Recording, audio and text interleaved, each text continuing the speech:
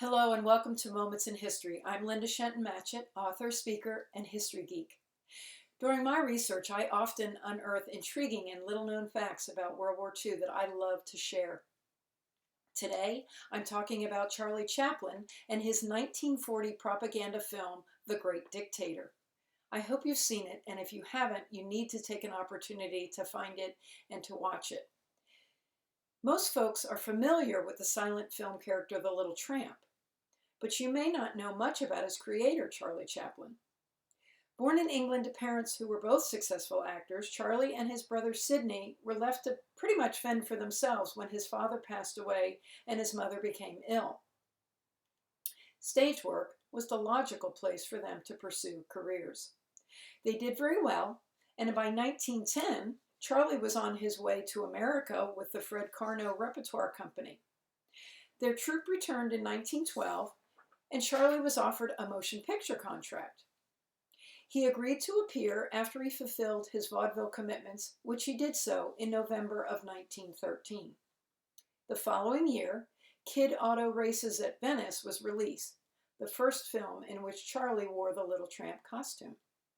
Success followed success, and by 1917, Charlie had built his own studio after the expiration of his last contract. He became even more successful, and in 1919, along with Mary Pickford, Douglas Fairbanks, D.W. Griffiths, founded United Artists Corporation, a company that distributed films over which the artist had complete control, creating an entirely new method of producing films. Charlie continued to produce his own films, but struggled to make the transition to talkies.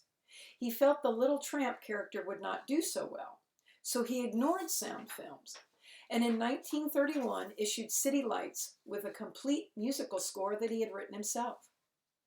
Preoccupied by economic and social problems of the Great Depression, he left Hollywood shortly thereafter and embarked on an international tour of observation and study. The result of his tour was the film Modern Times that he released in 1936. Then came the war, and Charlie decided to use his celebrity to poke fun and to comment on the equally famous dictator with the same bristle-brush mustache, who erroneously stated that the actor was Jewish. Chaplin later responded he didn't have that honor. The Great Dictator, which he wrote, directed, produced, scored, and starred in, would become his most successfully commercial film. According to one source, Chaplin decided to do the film after he saw the Nazi propaganda film Triumph of the Will by Leni Riefenstahl.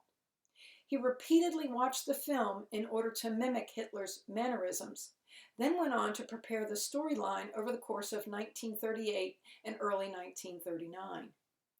Filming began shortly after the invasion of Poland in September of that year. It premiered in September of 1940, despite concerns by the U.S. officials due to the fact that America had not yet joined the war, and in fact promoted an isolationist policy.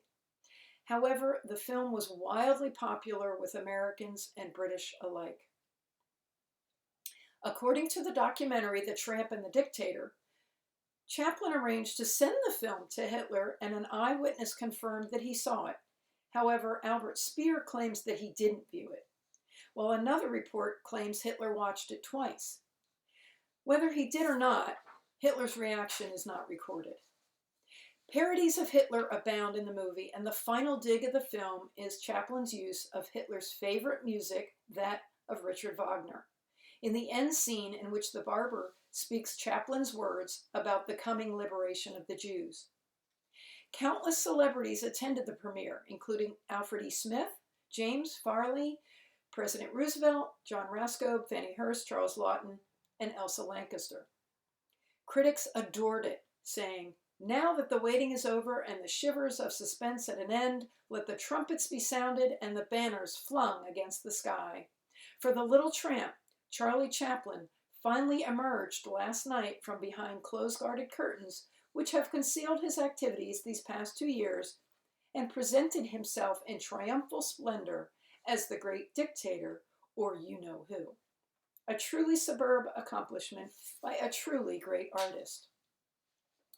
Chaplin would later write in his autobiography, "Had I known of the actual horrors of the German concentration camps, I could not have made The Great Dictator. I could not have made fun of the homicidal insanity of the Nazis." Thank you for stopping by this moment in history. If you have stories or information about Charlie Chaplin or The Great Dictator that you'd like to share, put them in the comments section of this video. But as always, keep it clean. And if you enjoyed this episode, be sure to subscribe so you never miss another one. You can find me across social media on Facebook, Twitter, and Pinterest, and of course my website and blog, which is located at www.lindashentonmatchett.com. Thanks for watching, and I'll see you next time on Moments in History.